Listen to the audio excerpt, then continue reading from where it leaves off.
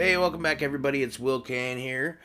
Today I wanted to actually take a look at a video from the guy or the creator named Black Pigeon Speaks, aka Felix Rex. He does a really good job, I think, of kind of exploring some of the ideas with culture and some of the changes in society we're seeing. He wraps in, some economic thought as well. And just covers a lot of different topics. And when I saved this video, I actually put a year in review. I think this is going to be a good kind of encapsulation of a lot of what we've been seeing in the U.S., especially since COVID started, but even before. So when I talked previously in a video about going back and kind of looking at, what brought us here to the issues we face today, I actually think that this video he put together does a really good job of talking about that. So without further ado, we're going to start that and see what we can find out. Hello there. While I have touched on this lately, what I'd like to do is expand on the topic. And I would suggest that the total demoralization of society in Western nations is all but complete, and we have entered into both the destabilization and crisis period of ideological subversion as outlined by former KGB informant Yuri Bezmenov. Yeah, I don't know, for those of you who haven't heard of Yuri Bezmenov before, so I came across some of his old lectures a couple years ago, and the way he would talk about, sowing demoralization and using, kind of psychological warfare to destabilize a nation, and some of the tactics that, Russia had used to do that. So that's a little bit of context of who this is. A lot of people that I watched for the last few years hadn't picked up on it or hadn't talked about him. I thought maybe they dismissed him and thought, maybe he was just full of shit, or maybe, he had since been debunked. But no, I'm finding out now as more and more creators that I've come across are starting to talk about him, that it just wasn't really on a whole lot of people's radar. So I think it's important, and maybe in a future video we'll kind of dig a little bit deeper into Yuri Bezmenov and some of the things he said, because it really provides a lot of context and even a roadmap to how we got to where we are in American culture right now. So the past 18 months have seen an incredible escalation in terms of instilling fear and loathing within the population with a kaleidoscope of manufactured crises.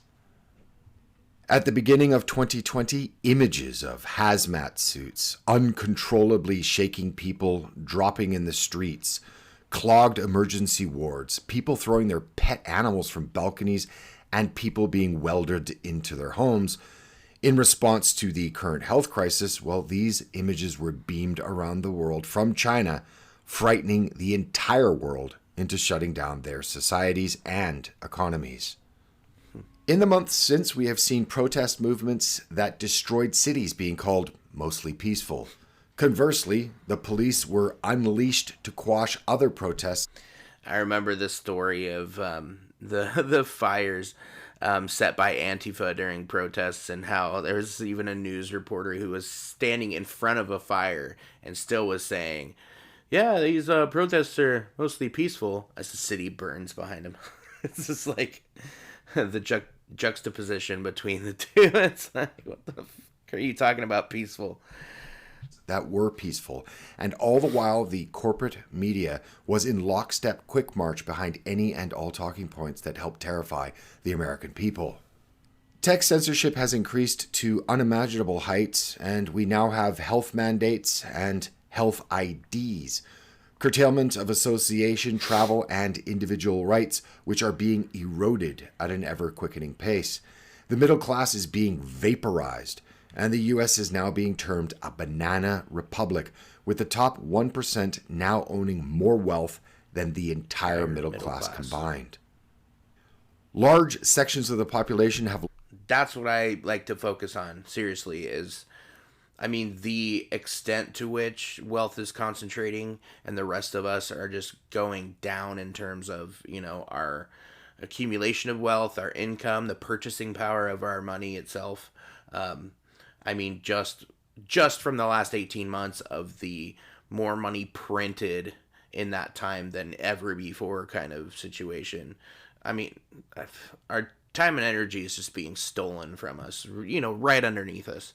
And, what does that mean for all of us who are still young enough to where we're looking to the future to try to reach some milestones or some measure of success? And it's just slowly, more rapidly lately, being stolen right from under us. Faith in the medical establishment, education, the police, media, polling, government, elections, and pretty much all organs of society. But has this all been the result of happenstance or a plan? Through it all, the cultural revolution that began in the aftermath of the Occupy movement has ramped up and seeks to radically alter society in ways many not only feel uncomfortable about, but again, fear and loathe. But what is the purpose of the culture war now raging across America and the rest of the Western world, and what is its end goal? Now, I cannot be the only one that has noticed that political, social, and tribal interaction has become utterly toxic over the last 10 years. There is no middle ground at this point for any kind of negotiation. I myself would have been considered a moderate a short decade ago.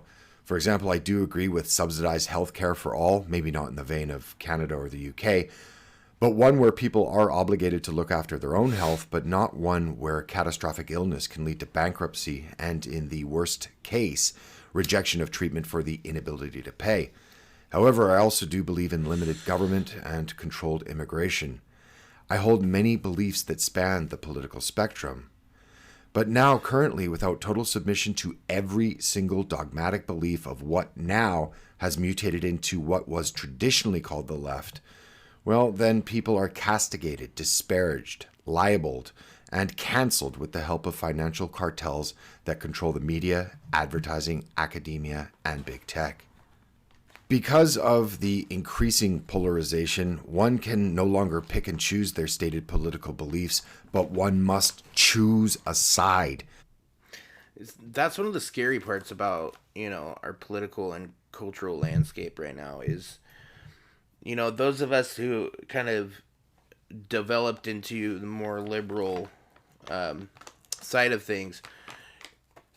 It used to be that we were, anti-corporate and that we were very skeptical of government even. But man, this modern left today is like totally embracing, big tech corporations and their censorship, big, institutions like mandating these vaccinations, taking away that freedom of choice of people for medical things. That's crazy.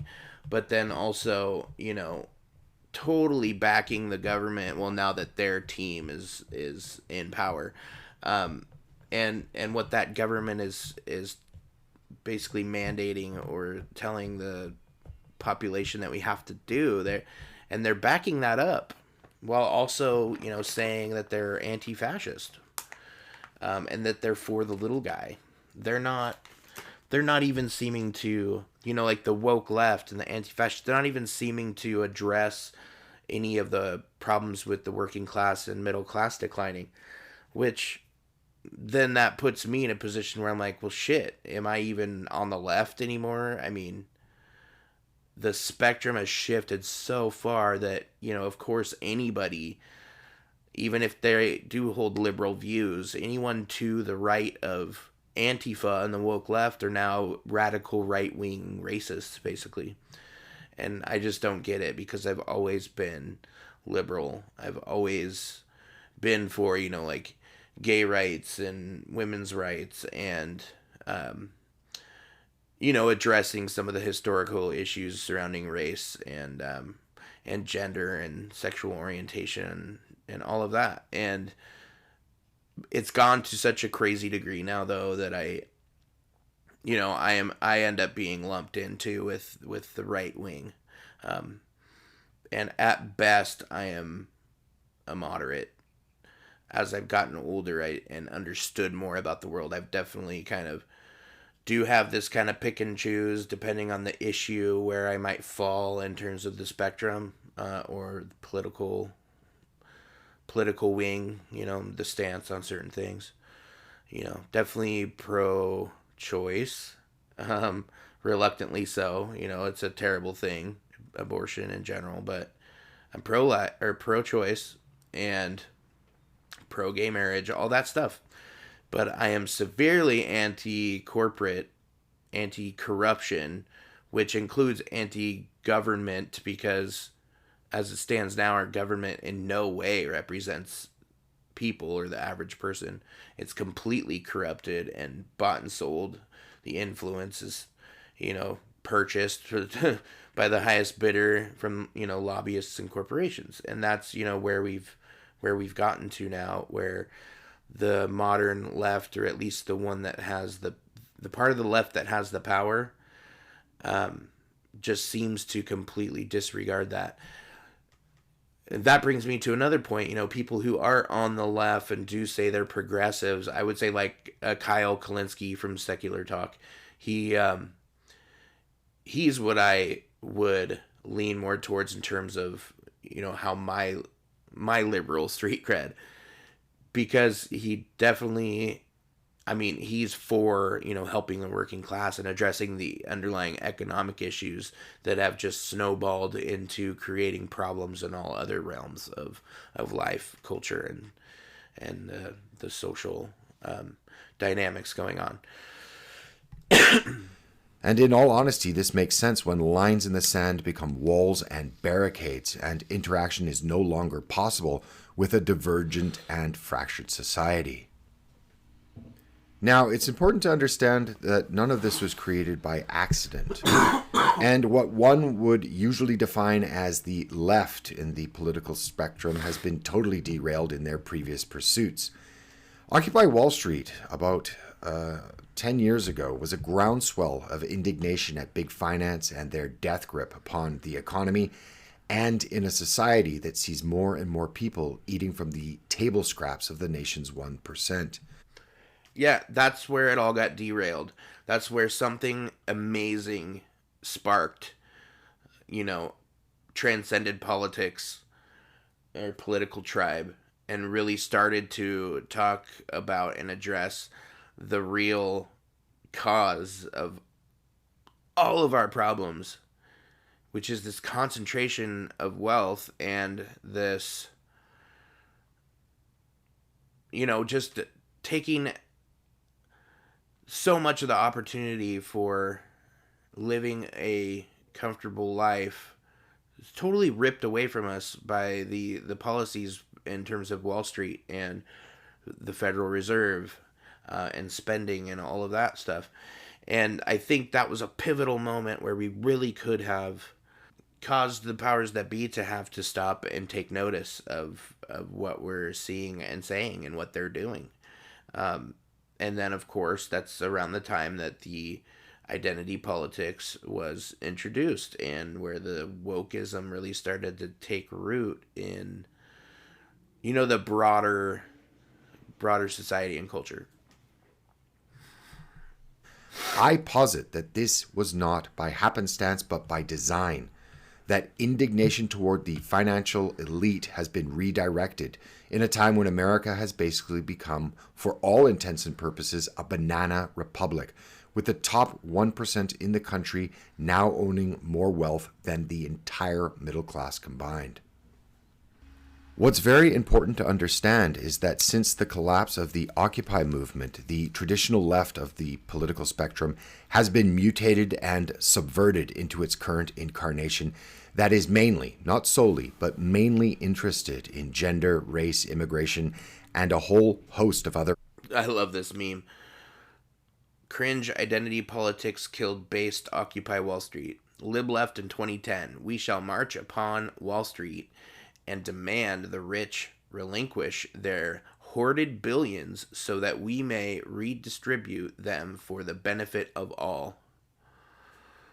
And then it becomes live left in 2020. I hate white people. Yep. That's what it's boiled down to. Identity issues that have, by masterful stroke, seen people's attention diverted from the fact that we are living in a time of unprecedented wealth transfer where, as I said previously, the top 1% in the country owns more. Dude, the first COVID stimulus or COVID bill, CARES Act, I think it was called, has been recorded as the biggest transfer of wealth ever in history. And it was like, dude, yeah, they never let a good crisis go to waste. So by having this disastrous health crisis,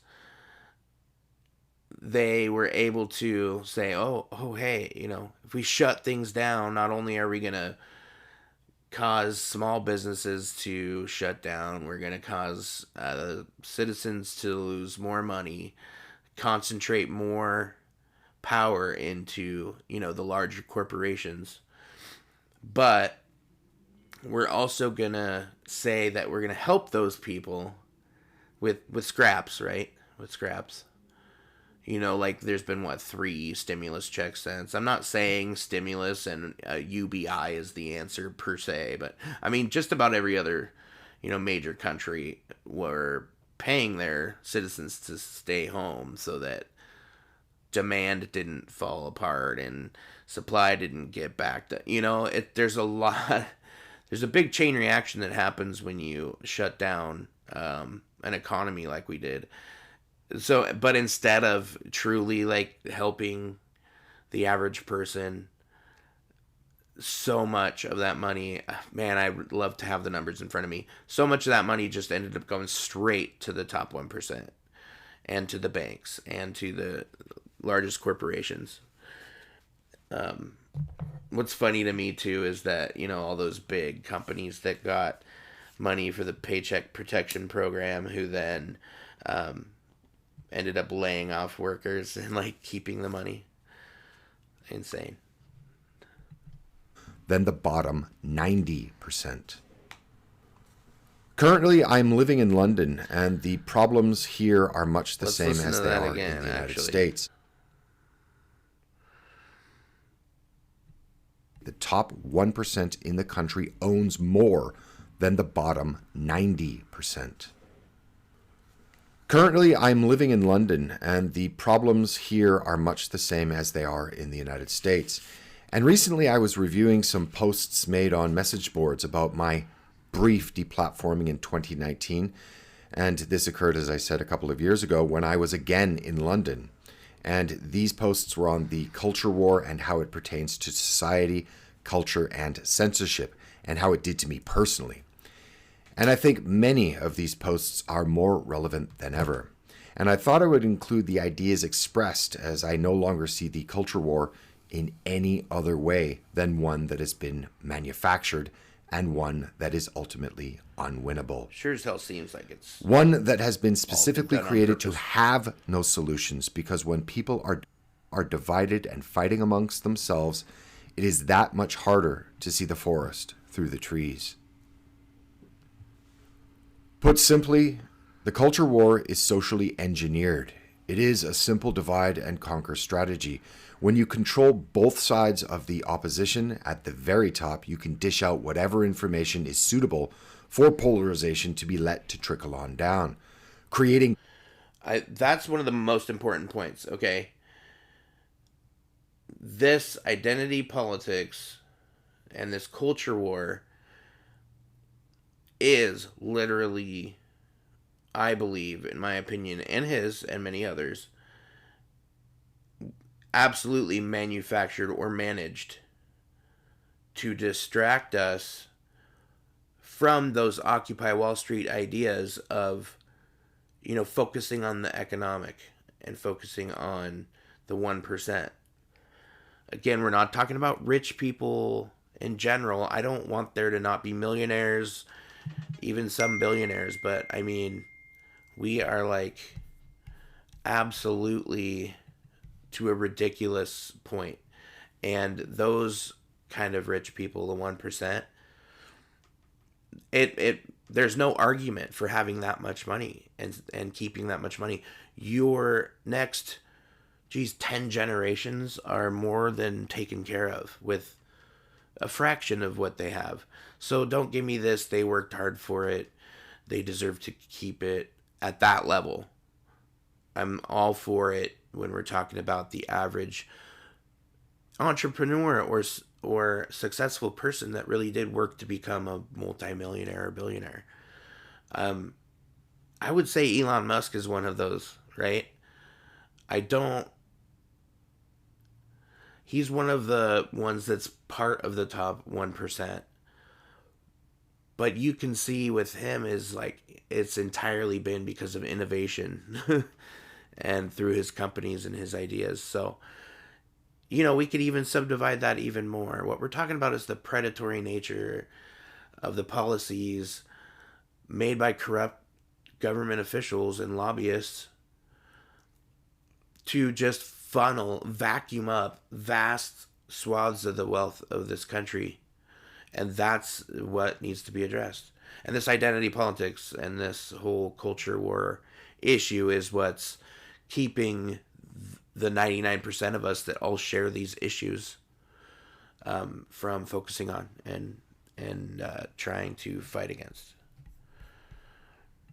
Cultural drama and then trying to enforce it on an unwilling population creates the necessary polarization conditions needed. You can even see this in how wealthy online Marxist, socialist, and communist influencers have become very wealthy by peddling the same talking points as the global financial elites, as well as governments that seek health mandates and passports as the impetus to build back better. I rediscovered the following quoted posts, which I will summarize from my own deplatforming, to resonate now more than ever, and especially more than they did in 2019. And basically, what the current social and cultural escalation is about is mindset. While the roles have been basically reversed since the early 2000s, what currently constitutes the incarnation of what traditionally is referred to as the left has taken the mantle of 1990s conservatives as being the tribe of conformists. They want to fit in. Their mindset tells them that banning someone or disapproving of their content, they share the same kind of characteristics that the 90s right wing did in the wanting. Yes, I think he's probably talking about this, but where they're trying to take or censor different art forms and language and different parts of our culture that still remain, and just saying that they're totally or canceling them will have the desired result of getting them to behave themselves, because they believe, as most people do, that everyone else is pretty much like them. What's also true is that what is traditionally thought of as the right wing of the political spectrum, well, it has taken on the role of the underdog in the cultural war, currently burning through the fabric of society. And they are, for all intents and purposes, social mavericks in the current social environment. They have a more individualistic viewpoint on life and don't want to fit in for the sake of feeling comfortable. So the tactics adopted by the left of cancel culture, for example, not only doesn't work, but it has the opposite effect. It gives the target a sense of self-righteous indignation and the will to fight on. Now, the serious problem is that the left can't understand that, so they try harder and they get even worse results. But they have to keep attacking because someone who refuses to conform is dangerous to a conformist mindset, especially a conformist mindset that seeks social revolution. But nothing they do will work in the end because they can't wrap their heads around the very simple idea that someone would behave in a way contrary to their social revolution for the very simple reason that they disagree. They view such behavior as evil.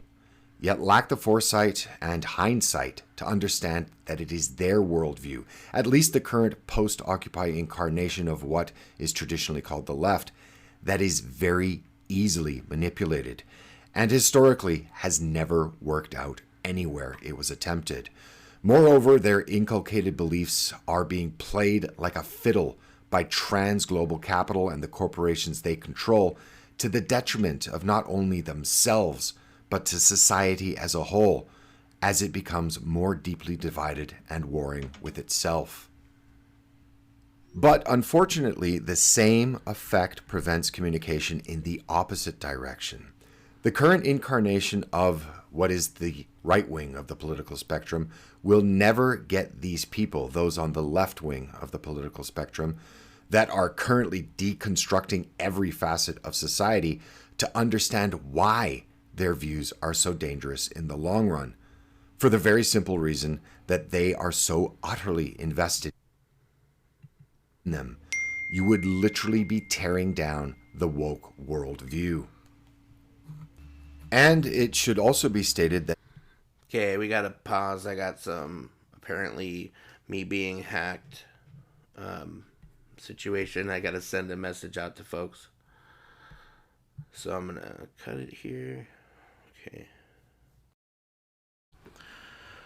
So, as before I was rudely interrupted by that hack on Facebook, I did want to kind of give a wrap up to this video and my thoughts on it, and why I agree with a lot of it, and why I believe that we need to start moving the way, to the best of our ability, of these culture war arguments and these politicized issues that are just, again, tearing us apart and diverting attention away from the just horrible economic policy that's really, truly been ramped up during the pandemic. So, to kind of go, just a quick synopsis of the video in question and my thoughts on it. I mean, we see, as Yuri Bezmenov said back in the 80s, that, these means of sowing discontent in a society and destroying culture, demoralization and really trying to destroy just whatever cohesive kind of cultural identity that a nation has. He really did do a great job outlining how that occurs and the stages in which it occurs.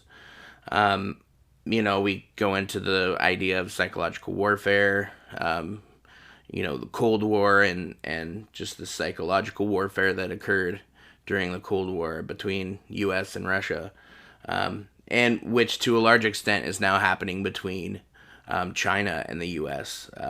For those of you who are paying attention to kind of the geopolitical news and discussions around, how we are communicating with, the other major economic powers in the world. As we can see, the establishment has gone full steam ahead. In the past 18 months, they've been using fear and the whole health crisis to further divide us politically and culturally. And, the media, of course, the mouthpiece of power, continues to hype up all the negativity and the politicization aspects of the pandemic to instill fear in everyone. As Black Pigeon speaks, Felix there outlined, the images of people convulsing and people in hazmat suits and Chinese people being like welded inside of their homes to, make sure and keep everyone locked down. So, it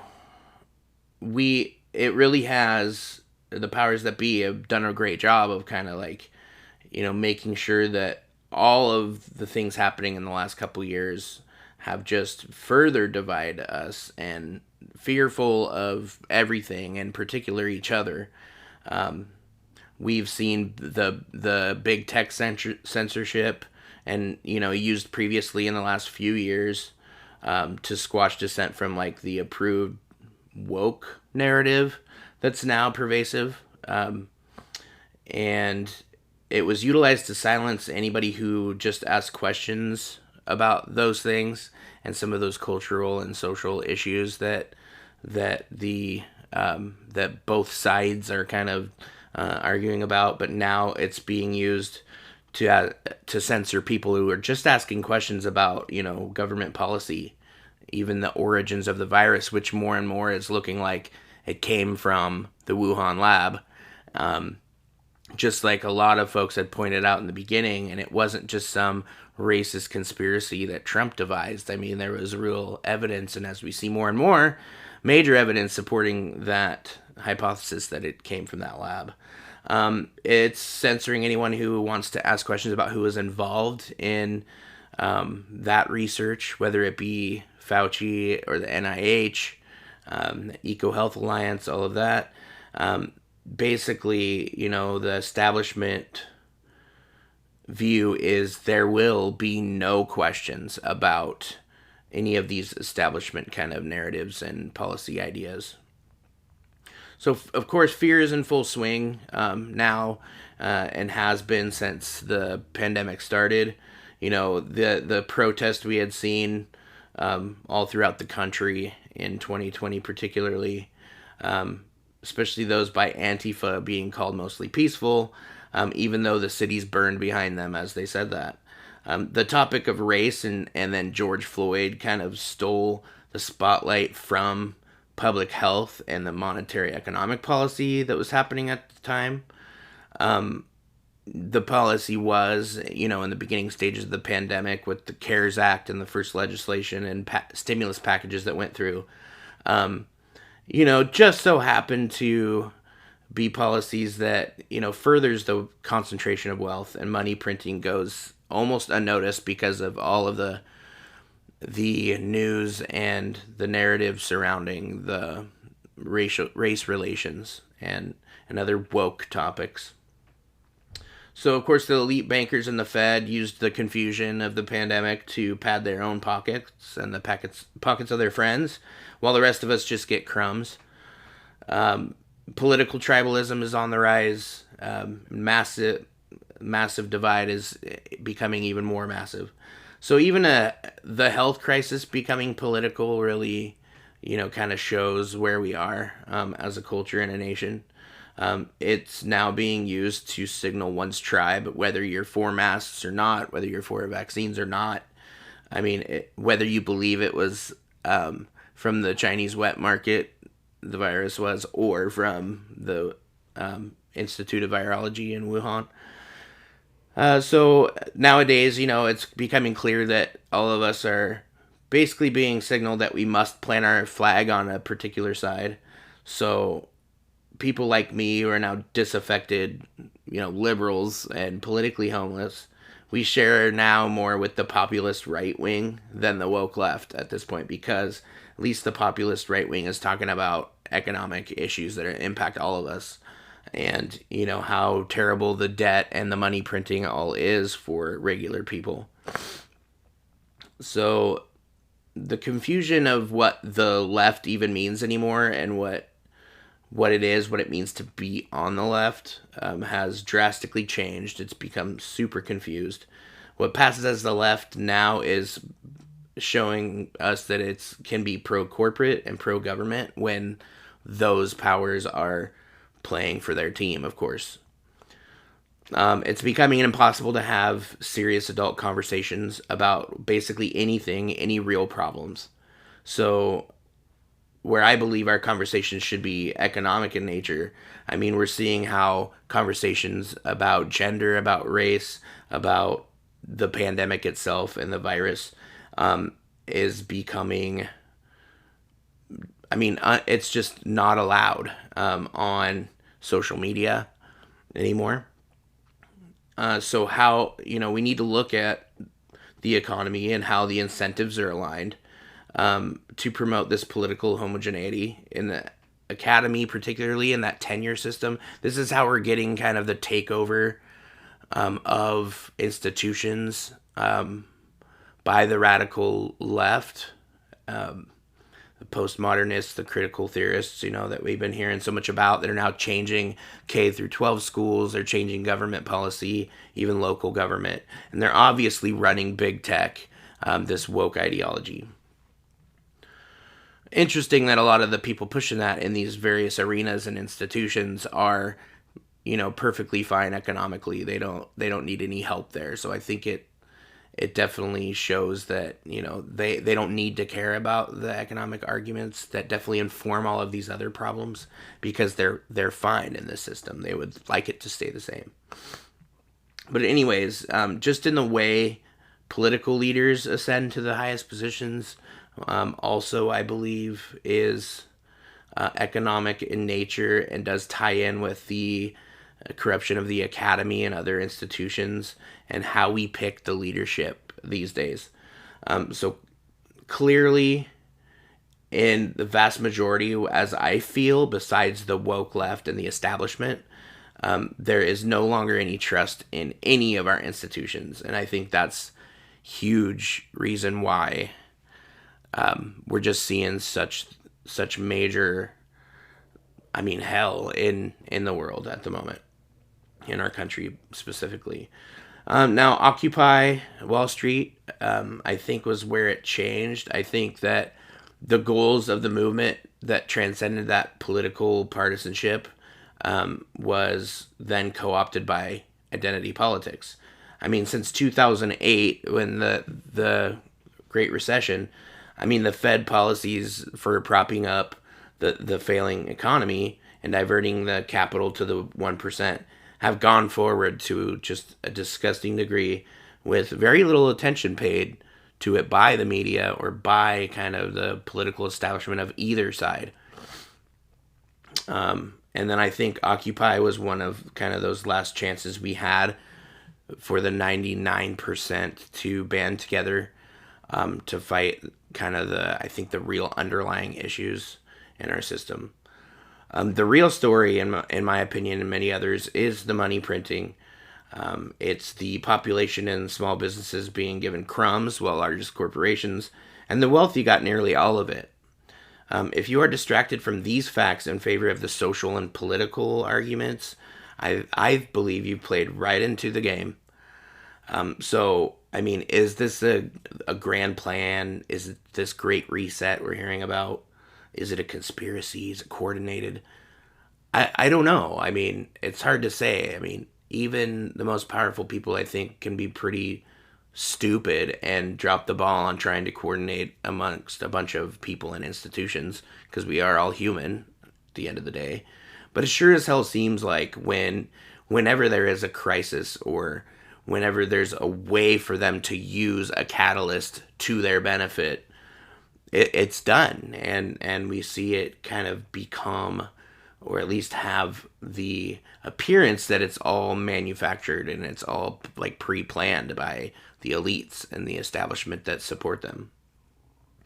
So identity politics and the culture war, I think, and so does Felix there, that it's a manufactured distraction, and in my mind, from the glaring economic crisis that we all suffer from. This impacts everyone, whether you're gay, straight, black, white, whatever. And so while we're distracted fighting on those grounds, we completely miss the forest for the trees, right? We're not able to have adult conversations about the incentives of our system, the way that people become powerful, and the way they use the economy to enrich themselves and their friends at the detriment of the rest of us. And then, again, one more point he brought up I really like, and that people need to remember in terms of the political situation right now. Just look at how the radical left and the establishment left has become the party or the side of conformists. It is now more punk rock to be on the populist right wing than it is on the left anymore. So, the 90s kind of conservatism that sought to censor art and censor, culture that was outside of this what do they call it? The evangelical Christian kind of cultural or worldview. I mean, that same kind of mindset of censoring and not allowing dissent from that political narrative or worldview is now happening on at least the popular left that has the power culturally and in government policy and in entertainment and all of that. And so you can see quickly how this completely changed to a left that is pro-corporate, pro-government, pro-censorship, and, I think the most legitimate and most intelligent voices of the left, the economic left, is now just being shunned and censored as well. So that censorship that a lot of these people are calling for on the left has now hit some of their best defenders of left-wing populism and economic populism. And so I think that is what's destroying our chance at ever addressing this or any other problem going forward. And it's collapsing. It's all collapsing. If you're not starting to prepare for that, I think that you're going to be real sorry. The economy in this country and the culture as we know it is gone. And I fear that unless people can coalesce behind these populist, particularly economic ideas and policies and protest and try to get our own kind of views into the seats of power, we'll never see a change. And we're going to just continue to go downhill until something changes. So anyways, buy Bitcoin.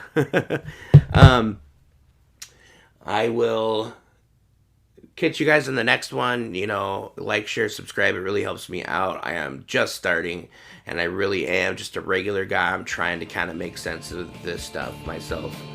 And, I'd love to have conversations about it. So, like I said, like, share, subscribe, all that junk. And I'll see you later, dude.